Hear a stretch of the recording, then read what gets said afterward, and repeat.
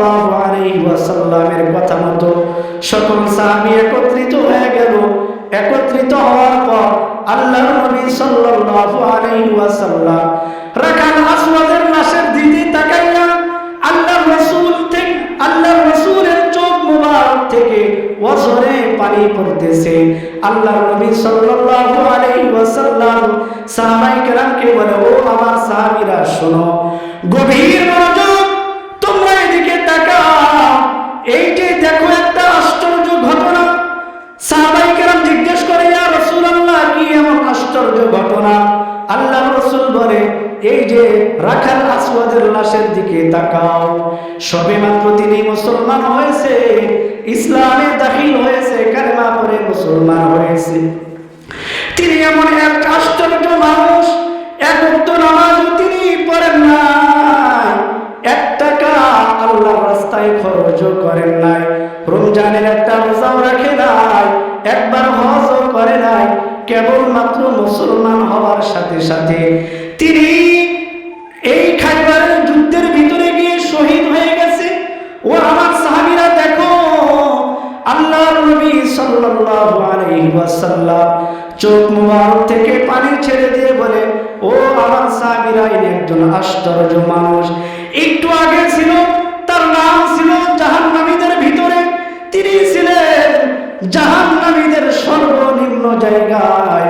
কেবল তিনি মুসলমান হয়ে আল্লাহ পাক রব্বুল আলামিনের দরবারে আমি দেখতে পারছি, তিনি মুসলমান হয়ে মরার কারণে তার এই কালো চেহারাটা আল্লাহ তাআলার দরবারে নূরের মতো চমকাইতেছে। তার এই দুর্গন্ধময় শরীর থেকে সুরভিত ছড়াচ্ছে। সম্মানিত হাজিরিন, তাহলে দেখেন, একজন রাখাল কালেমা পড়ে মুসলমান হওয়ার সাথে সাথে তিনি ইসলামের জন্য কত বড় কুরবানি দিয়েছেন। কিন্তু আমরা মুসলমান হওয়ার পরে আমরা শুধু নামে মুসলমান হয়েছি, কামের মুসলমান না। কথা বলেন ঠিক কিনা? আমরা মুসলমান হয়েছি ঠিক, কালেমা পড়েছি লা ইলাহা ইল্লাল্লাহ ওয়া আন্না মুহাম্মাদার রাসূলুল্লাহ, কালেমা পড়ে মুসলমান হয়েছি ঠিক। এই যে মুসলমান হওয়ার পরে কি দায়িত্ব, কি কাজ, ওই কাজগুলো করতে আমরা প্রস্তুত না।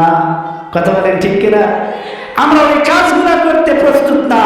অথচ একজন রাখাল মুসলমান হওয়ার সাথে সাথে আল্লাহর রাসূলকে জিজ্ঞেস করছে, ইয়া রাসূলুল্লাহ, আমি তো এখন মুসলমান হইলাম, আমার কি কর্তব্য, আমার কি কাজ, আল্লাহ তাআলার পক্ষ থেকে আমার উপরে কি বিধান আছে, আপনি বলে দিন, আমি ওই কাজ করতে প্রস্তুত। তিনি ওই সময় কোনো নামাজেরও সময় ছিল না, কোনো হজেরও সময় না, রমজানেরও মাস না, তিনি সরাসরি যুদ্ধে অংশগ্রহণ করে আল্লাহ তাআলার ডাকে সাড়া দিয়ে তিনি শাহাদাত বরণ করেছেন। আল্লাহু আকবার।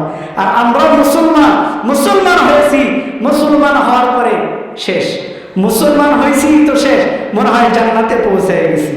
ব্যাপারটা কি এরকম? আমার কথা বোঝেন নাই? মুসলমান হইলে কি জান্নাতে চলে গেলাম? মুসলমান হইলাম, মুসলমান হওয়ার পরে মুসলমানের কাজ আছে না? মুসলমানের কাজ আছে না?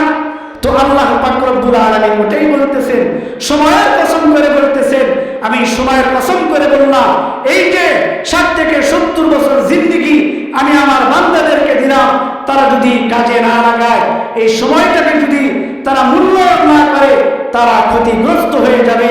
তারাই ক্ষতিগ্রস্ত হবে না যারা ঈমানদার। যারা কারা? তারা কারা? বুঝেন নাই? তারা কারা? তারা ঈমানদার। কেমন ঈমানদার হইতে হবে? পাক্কা ঈমানদার হইতে হবে। আমি মুসলমান হয়েছি, কালেমা পড়ে ইসলামের ভিতরে দাখিল হয়েছি, কালেমার পরে আমার কোনো কাজ নাই? বলেন, কাজ নাই? কাজ আছে। কি কাজ? এই ঈমান আনার পরে, আল্লাহ তাআলার উপরে পূর্ণ বিশ্বাস আনার পরে, সর্বদিক দিয়ে একেবারে ইসলামের ভিতরে প্রবেশ করার পরে কাজ হলো আমাদেরকে নেক আমল করতে হবে। কি করতে হবে? আমি শুধু কালেমা পড়ে বসে থাকলাম, সময়কে কাজে লাগাইলাম না, আমি কি জান্নাতে যাইতে পারবো? বলেন, জান্নাতে যাইতে পারবো? জান্নাতে যাইতে পারবো না। জান্নাতে যাওয়ার মাধ্যম হলো আমল। জান্নাতে যাওয়ার মাধ্যম কি? আমল।